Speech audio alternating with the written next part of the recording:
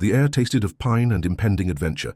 Liam, Mark, Chloe, and Sam, a quartet whose friendship had been forged in shared childhood scrapes and cemented by countless inside jokes, embarked on their annual wilderness reset. This year, it was the Blackwood National Forest, deep and notoriously untamed.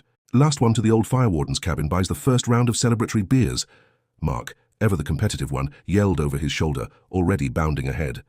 Liam, usually matching his stride, felt a twinge in his knee from an old football injury. He lingered behind, taking a final swig from his water bottle. Chloe and Sam were just a few paces ahead of him, laughing at Mark's antics.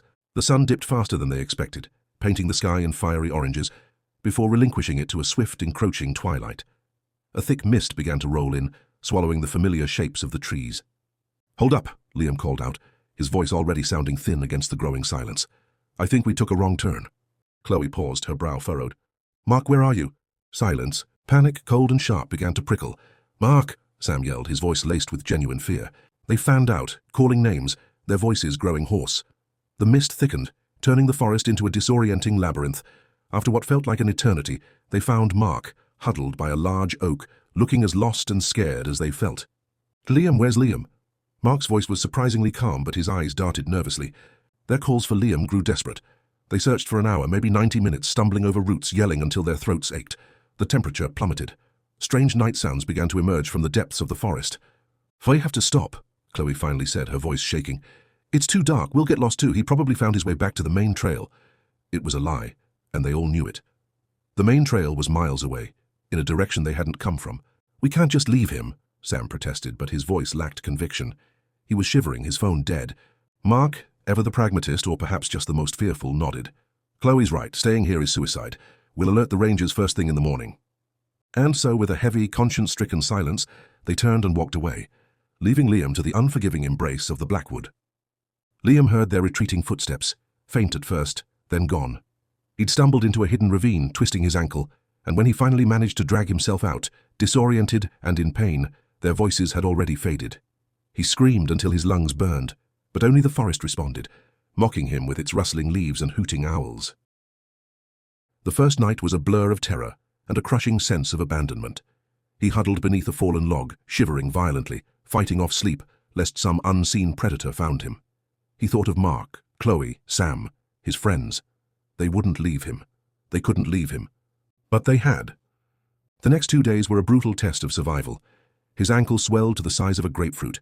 He gnawed on tree bark, filtered muddy water through a t-shirt, and stumbled onward, guided only by the faint pull of a distant stream he hoped would lead him to civilization.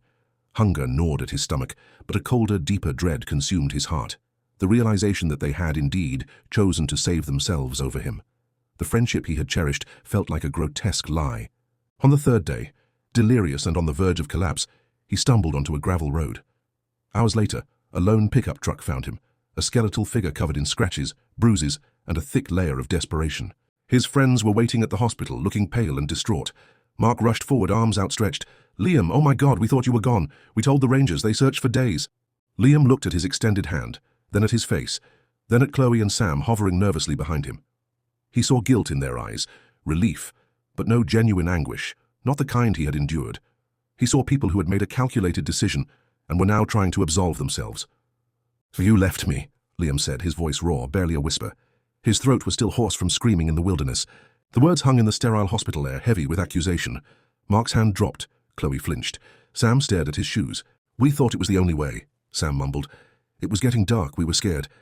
"You left me," Liam repeated louder this time. "You made a choice, and I survived it, alone." He didn't want their apologies, their explanations, their hollow relief. He wanted nothing from them. In the weeks that followed, as Liam pieced his life back together, physically healing but emotionally scarred, he systematically cut them out.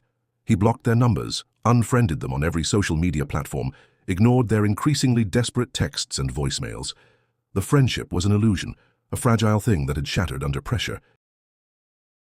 But cutting them out wasn't enough. The anger simmered, a cold, hard stone in his gut.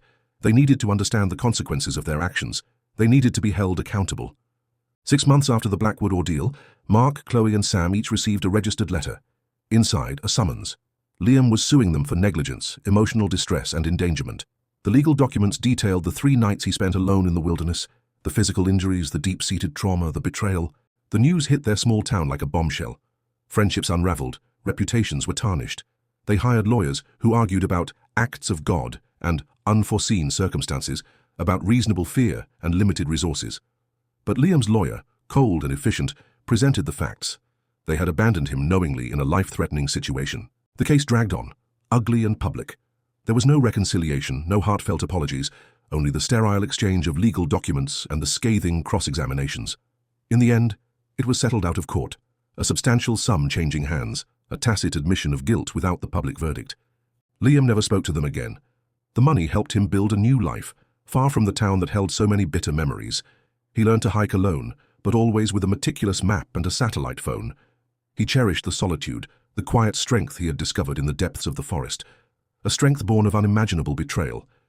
He wasn't just surviving anymore, he was living on his own terms, knowing that some bonds, once broken, could never be mended, only severed for good.